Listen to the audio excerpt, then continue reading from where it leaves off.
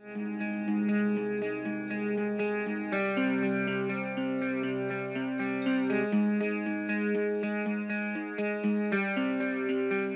m'appelle Sandrine Ruette. Je travaille, alors je vais quand même vous dire, il y a une direction de la recherche et de l'expertise à l'Office de la chasse et de la faune sauvage. Et je travaille à l'unité qu'on appelle prédateurs, animaux des prédateurs. C'est pas très heureux, mais c'est comme ça. Donc en fait, ça regroupe tous les carnivores. Moi, j'ai en charge, je suis chef de projet sur les petits et mésocarnivores. Donc en fait, les carnivores de France, sauf le loup, le lynx et l'ours. Et cette année, ça fait 20 ans que je travaille à l'office et sur le renard. Donc je vais vous faire un panorama de ce sur quoi on travaille. Le plan, rapidement, il y a 4 points à aborder. On a commencé par travailler à essayer d'estimer, d'évaluer les populations, les densités et leurs évolutions au cours du temps. Ensuite, on s'est chargé d'essayer d'estimer les prélèvements qui sont exercés sur l'espèce. Donc je parle de prélèvements, ça veut dire clairement des destructions. C'est une habitude que j'ai, mais voilà, vous pouvez la contester. Prélèvement, ça veut dire que l'animal est tué par piégeage, par la chasse, par tir, ou par le mode destruction, qui est un mode propre dans la réglementation. Ensuite, je vais vous présenter ce qu'on a fait sur essayer de comprendre l'impact des prélèvements sur les populations, et une partie sur l'évaluation. On a fait des évaluations sur les dommages, pas seulement du renard, parce que vous verrez que c'est compliqué, vous le savez déjà. Je finirai par des perspectives. Alors on a commencé à travailler en 97 sur mettre au point un outil pour essayer d'estimer les densités. On est parti de quelque chose que vous connaissez peut-être, c'est des comptages qui sont faits la nuit à l'aide de phares et qui permettent de construire ce qu'on appelle un indice kilométrique d'abondance. Donc, il y a un petit schéma, les petites croix, ce sont des renards. On parcourt des kilomètres et on fait un rapport entre le nombre d'animaux qu'on a observés et la distance parcourue. Donc, on a un nombre de renards observés la nuit par kilomètre parcouru. Ce sur quoi on a travaillé, c'est transformer cet indice en estimation de densité, c'est-à-dire un nombre de renards au kilomètre carré. Pour ça, on a utilisé une méthode qui est très cadrée méthodologiquement, donc qui est solide scientifiquement. Ça s'appelle la méthode du distance sampling. Et le problème qu'on a quand on fait des comptages la nuit, c'est pour avoir une densité, c'est d'estimer sur quelle largeur en fait on a fait nos observations, sur quelle profondeur de champ on a fait nos observations. Si on avait ça, on pourrait estimer la densité. Le problème, c'est que quand on travaille la nuit en passant des transects, dans ce que j'appelle des transects, c'est des parcours, en fait, cette largeur sur laquelle on éclaire, elle varie à la fois en fonction de l'observateur, qui voit plus ou moins bien, les conditions météo, le milieu. Et qu'en plus, le nombre total d'individus qui sont présents quand on passe n'est pas connu. Eh bien, ça tombe bien, parce que la méthode distance sampling permet justement, en prenant la mesure des distances entre les renards et notre parcours, d'estimer la proportion d'objets qu'on a détectés et d'avoir une densité qui est juste. Donc théoriquement, on arrive à construire des modèles qui nous donnent des estimations de densité qui sont justes. On a fait ce travail-là sur un certain nombre de territoires, et ici je vous présente une enquête qu'on a fait en 2013 auprès des fédérations de chasseurs. Donc vous avez la petite carte, ça fonctionne, oui. Donc on a récolté des données sur les indices kilométriques d'abondance qui étaient effectués dans les fédérations de chasseurs sur 166 territoires, avec des comptages qui étaient faits entre 2004 et 2013, donc une période de 10 ans. On a construit un modèle et on a obtenu un ICA moyen, donc là c'est la moyenne sur tous les territoires, de 0,43 renards observés par kilomètre parcouru la nuit. Vous avez ici les résultats des modèles quand on considère des territoires qui font moins de 50 km², entre 50 et 200 ou plus de 200 km². Et vous voyez que la tendance sur les 10 années, elle est positive significativement, donc statistiquement, sur les territoires rouges et verts qui sont de plus de 50 km² et non significative sur le bleu. Donc, on a conclu à une relative stabilité des populations de renards à partir de ces données dans les 166 territoires où on avait travaillé. Ils sont dessinés là, donc vous voyez, c'est pas toute la France, c'est des territoires qui ont été suivis et sur lesquels on a les données. Et le travail qu'on a fait ensuite, c'est revisiter tous nos modèles de distance sampling. Donc là, c'était les 15 territoires, les 15 sites sur lesquels on a des données plus précises avec les distances où on a estimé les densités. Et à travers ces données-là, on a testé différentes choses et on a pu approximer une densité moyenne en renard qui serait de l'ordre de 1 renard au kilomètre carré, bon, ce qui correspond à ce qui a déjà été publié, hein, il n'y a pas de souci, avec une gamme de densité qui irait de 0,5 à 1,5 à peu près, quelques territoires extrêmes. Donc ça, c'était pour préciser un petit peu quelles sont les gammes de densité qu'on observe. Tous ces résultats-là, vous l'avez vu, ne présagent pas de ce qui peut se passer localement sur certains territoires. On n'a qu'une vision d'ensemble. Ensuite, on essaye régulièrement d'estimer les prélèvements qui sont exercés sur l'espèce. Donc pour ça, on a deux voies, enfin c'est celle qu'on utilise. D'une part, des enquêtes nationales auprès des DDT ou des DTM au niveau national, puisqu'ils ont, par la réglementation, ils reçoivent tous les bilans annuels des piégeurs qui sont agréés. Et donc, vous avez le résultat de différentes enquêtes sur l'estimation des prélèvements exercés par piégeage sur cette espèce, sur le renard. Entre parenthèses, sont précisés le nombre de départements où on a récolté des réponses. Et vous voyez qu'en 2011-2012 et en 2012-2013, on était entre 116 000, enfin 117 000 et 144 000 renards déclarés piégés sur la saison. Le résultat, c'est clair? Donc là, on travaillait sur 83 et 78 départements. Le reste étant des départements où on n'a pas réussi à récolter les informations. On a fait le calcul de ce que ça représentait au kilomètre carré. Donc ça fait une pression par piégeage qui est de l'ordre de 0,4-0,5 renards au kilomètre carré pour ce qui est du piégeage. L'autre voie, c'est les enquêtes nationales. Donc là, elles concernent beaucoup plus d'espèces et pas du tout seulement le renard. Et ça se fait par échantillonnage, plus ou moins complexe, auprès d'un lot de chasseurs. Donc les estimations, surtout les dernières, sont assez robustes, mais pas très précises. Donc la dernière enquête fait état, donc vous voyez, de prélèvements sur l'année 2013-2014 d'entre 388 000 et 472 000 renards tirés pour la saison de chasse. Voilà les résultats qu'on a les plus récents. Il faut pas, alors j'ai pas le temps aujourd'hui de vous expliquer tout ça, mais c'est normalement bien mis dans les publications, notamment, donc moi j'utilise beaucoup la revue Faune Sauvage pour tout ce qui est vulgarisation. Donc il y a des limites. Probablement que sur les estimations par piégeage, on a bien souvent eu des sous-estimations. Ça a plutôt tendance à être moins le cas depuis 2007 puisque les déclarations sont obligatoires, alors qu'avant elles ne l'étaient pas pour les pièges de catégorie 1. Mais on peut avoir une sous-déclaration, c'est évident. Pour les enquêtes tableau de chasse à tir, on suspecte pour l'espèce renard qu'il y a eu, dans les déclarations des chasseurs qui ont été interrogés, des confusions entre les prélèvements à tir et prélèvements à destruction qui se font aussi à tir. Donc c'est assez complexe. Et du coup, il y a sûrement eu des confusions à ce niveau-là. Mais bon, moi, c'est les seules données chiffrées qu'on a sur les prélèvements au niveau national.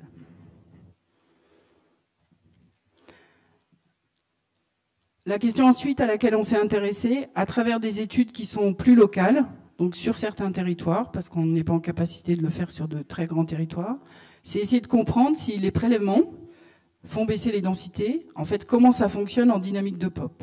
Donc là je vous fais état d'un travail qui a été long, ça a couru entre 2002 et 2012, avec beaucoup de travail de terrain, et on a collaboré avec l'université de Aix-Marseille et de Lyon à travers une thèse pour modéliser tous ces résultats. Donc ça s'est passé où? Sur 3 territoires en Ille-et-Vilaine et sur 2 dans l'Aube. Des territoires sur lesquels on a essayé de récolter beaucoup d'informations autour du renard. Donc c'est des territoires qui faisaient 200 à 300 km², donc assez vastes, avec dans l'Aube un programme qui a été les 3 premières années laisser faire des prélèvements qualifiés d'intensifs, c'est-à-dire importants sur le renard, puis arrêter et changer de territoire, donc inverser, ce qui normalement permet d'être plus sûr dans ses résultats. Donc c'est un petit peu le schéma plus expérimental qu'on a essayé de tester là. Qu'est-ce qu'on voulait faire dans ces études? Estimer les densités le plus précisément possible. J'ai oublié de dire une chose importante, c'est qu'on estime les densités en hiver. Donc les densités que j'ai données, c'est sur les populations adultes. On ne présage pas du tout des jeunes de l'année. Ensuite, on a analysé la structure d'âge et la reproduction sur tous les animaux qui étaient éliminés. Et on a essayé de construire des taux de prélèvement, c'est-à-dire le rapport entre le nombre de renards qui étaient prélevés et ce qu'il y avait sur le territoire, ce qu'on pouvait calculer à travers la densité, plus la reproduction.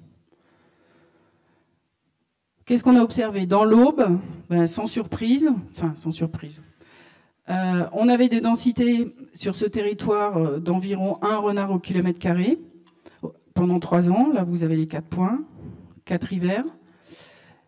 Et quand la petite flèche symbolise la mise en place de prélèvements dits intensifs, donc beaucoup plus de prélèvements, on voit la densité baisser.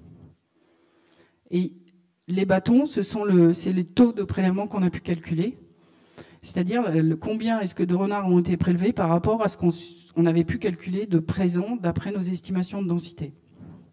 Sur la droite, les 3 premières années des prélèvements intensifs, puis à partir de 2009, on arrête les prélèvements intensifs. Il y a toujours des prélèvements, mais bien moins. Et qu'est-ce qui s'est passé? On voit la densité qui remonte rapidement dès l'hiver suivant.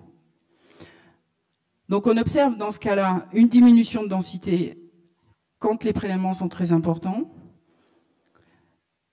un retour rapide à la densité quasi initiale dès qu'on arrête l'année d'après. Par contre, en Ille-et-Vilaine, avec la mise en place de ce qui était dit prélèvement intensif, on a constaté, malgré donc les taux de prélèvement qui ont été mesurés, 2 territoires sur lesquels la densité a augmenté et un territoire qui est resté relativement stable.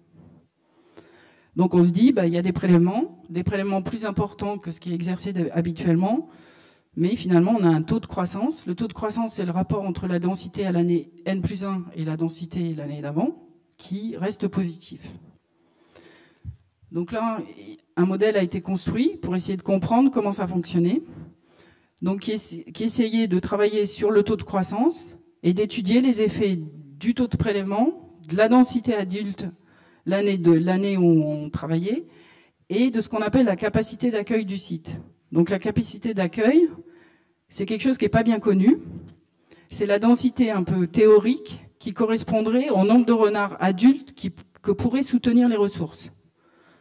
Donc c'est un petit peu le maximum, si on n'exerçait aucun prélèvement, c'est cette capacité d'accueil du milieu.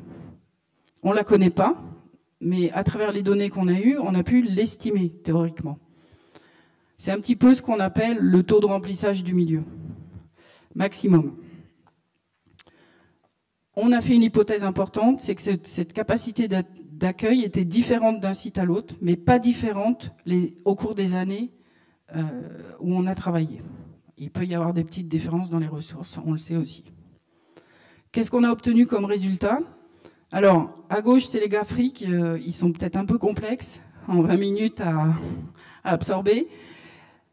Mais sur la base de nos 5 sites, avec une capacité moyenne de 1 renard et demi au km², alors que la densité observée est de 1, on se rend compte qu'il faut vraiment exercer des prélèvements très importants pour voir les densités diminuer. C'est-à-dire des prélèvements de plus de 45% de la population présente. Ce n'est pas un résultat incohérent du tout, parce qu'il y a déjà eu des modèles théoriques dans d'autres pays qui ont été faits, où, c'est ce que j'ai mis ici en bas, il fallait faire des prélèvements continus sur cette espèce-là qui pouvait être de 60 à 80% pour voir les densités baisser. Donc là, on a bien vu que si on exerce des prélèvements forts, on peut faire diminuer les densités, mais c'est déjà très variable en fonction de la capacité d'accueil.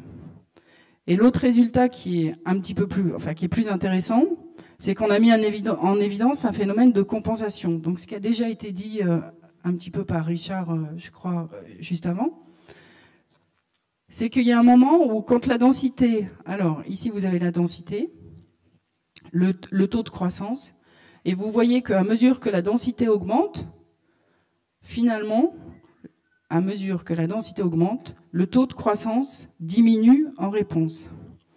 Donc ça veut dire quoi? Si on essaye de réduire la densité, on va au contraire observer une sorte de réponse de la population avec une augmentation du taux de croissance. Donc c'est ce qu'on appelle le phénomène de compensation et qui fait que, dans bien des circonstances, les prélèvements sont dits inefficaces dans le sens où elles ne font pas baisser les densités.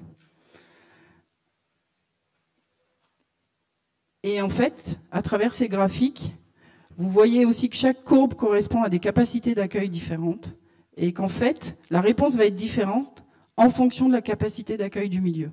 Et ça, c'est aussi extrêmement important. Donc, d'un site à l'autre, d'un milieu à l'autre, on ne va pas du tout avoir la même situation, ni la même réponse. Ensuite, on s'est demandé, c'est quoi ce phénomène de compensation? Donc finalement, en dynamique de pop, ça peut être deux choses, ou bien de la survie, ou bien de la reproduction. On a regardé comment ça fonctionnait au niveau de la reproduction à partir de tous les utérus qu'on a pu analyser. Et en fait, on a vu plusieurs choses. On a confirmé ce qui était déjà pressenti sur cette espèce, c'est qu'à l'âge de... Après 5 ans, il y avait un phénomène de sénescence, donc une diminution globale de la taille déportée. Et en moyenne, on avait, donc c'est juste en cicatrice placentaire ou en embryon, vous avez les deux courbes.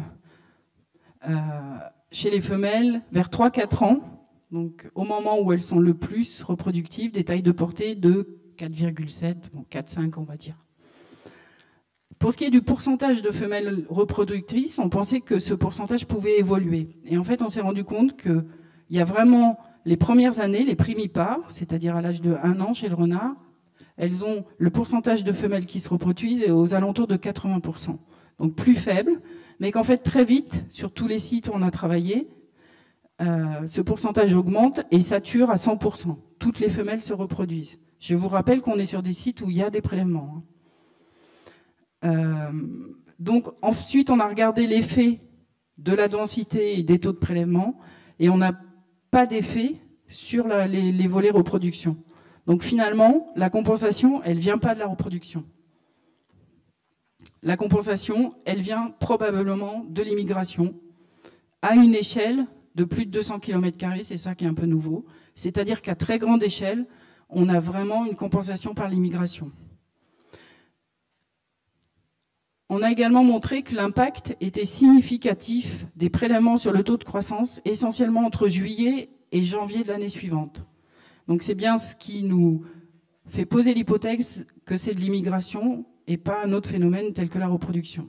Alors le schéma récapitulatif, c'est celui-là. Quand la densité est proche de la capacité d'accueil, autrement dit, dans des situations où les prélèvements ne sont pas importants, finalement, on a une population... Alors le symbolisme, hein, c'est évidemment pas des carrés en réalité, mais on va se dire il y a des renards qui occupent à peu près tout le territoire, plus que quelques renards qui sont pas encore installés. On exerce des prélèvements, mais finalement, la saison d'après, c'est essentiellement ces individus qui étaient un peu en surplus localement qui s'installent. Et donc, la compensation, elle se fait essentiellement par une meilleure survie. Ce qu'on n'a pas encore démontré vraiment, parce qu'on n'a pas suivi nos animaux pour la survie. Quand la densité de la population est loin de la capacité d'accueil, c'est-à-dire qu'on a déjà fait beaucoup de trous, ben finalement, en exerçant des prélèvements, c'est l'immigration qui va venir compenser. Et on peut se retrouver dans une situation où, après prélèvement, on a des densités plus fortes.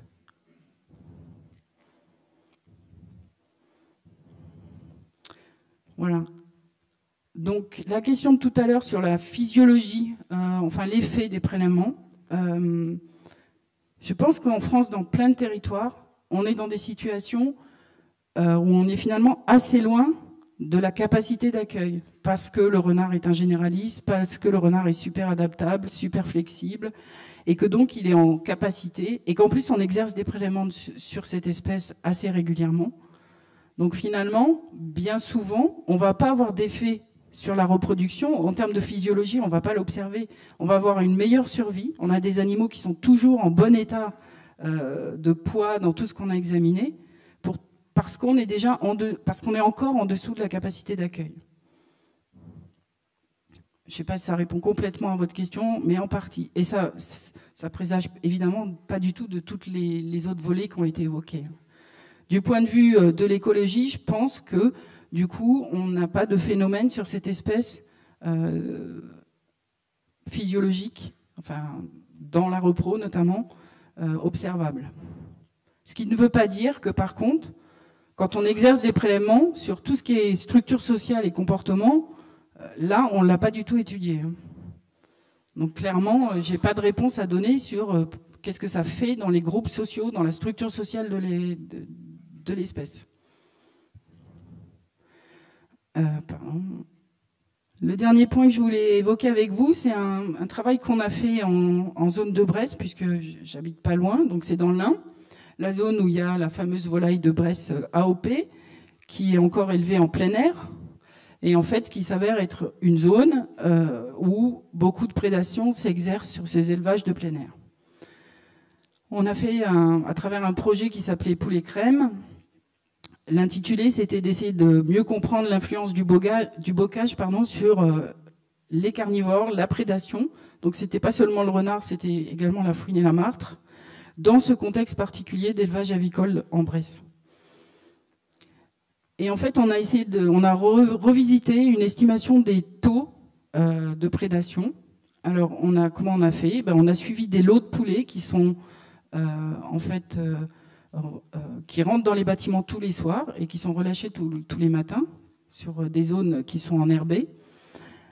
Donc on a suivi 70 lots chez 25 éleveurs et en fait le matin, tous les 15 jours, au moment où ils ouvraient les portes, on a enregistré puis compté le nombre de poulets qui sortaient des bâtiments.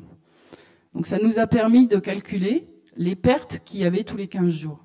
Donc vous avez ici le graphique, entre la 5e semaine et la 23e semaine, c'est le temps pendant lequel la volaille est mise à l'extérieur.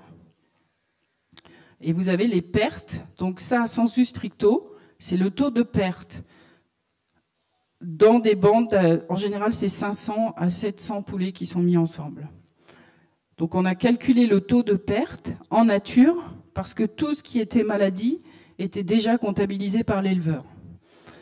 Et vous voyez que ce taux de perte à 19 semaines, il est d'environ 13%, ce qui n'est pas du tout négligeable. En 2000, il était de 6%, avec vraiment une méthode qui était assez similaire et la même zone d'étude, pas exactement les mêmes élevages. Aujourd'hui, on a essayé de regarder plein de choses en termes d'environnement et on n'a pas réussi à expliquer une telle différence. Donc on ne sait pas exactement pourquoi, sauf quelques indicateurs. Là, on a en fait un taux de prédation qui est toute espèce confondue. Donc bien évidemment, ce n'est pas que le renard. Il faut savoir qu'en Bresse, la tendance, c'est aussi beaucoup d'observations de problématiques autour des corvidés qui se regroupent autour de ces élevages. Et maintenant, on a quelques zones où il y a vraiment l'installation de rapaces, et en particulier l'autour, qui peut vraiment se spécialiser à certains endroits. Et là, il y a des problèmes.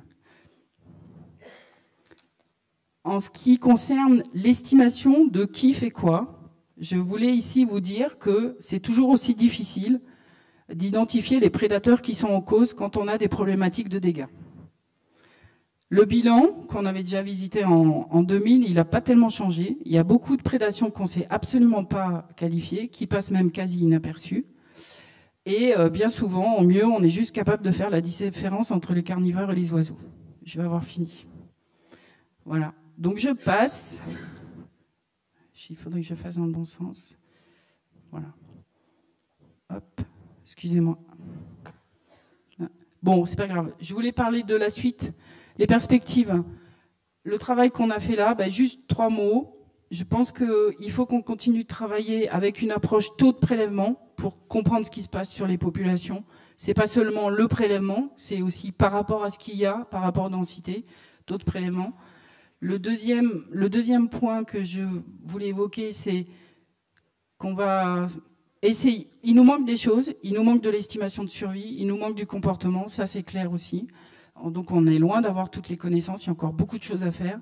Et le troisième point, qui est en ce moment quand même quelque chose qui est montant, c'est quid de la relation prédateur-proie et quid de l'effet de certains prédateurs sur leur proie. Où moi, là, j'ai des difficultés à comprendre même théoriquement comment ça pourrait fonctionner. Donc ça reste extrêmement complexe, je n'ai pas la place aujourd'hui, mais là, il faut vraiment se poser des questions avant d'avancer sur les résultats. Et je pense en particulier à l'aspect relation renard-campagnol, qui est quand même complexe. Voilà.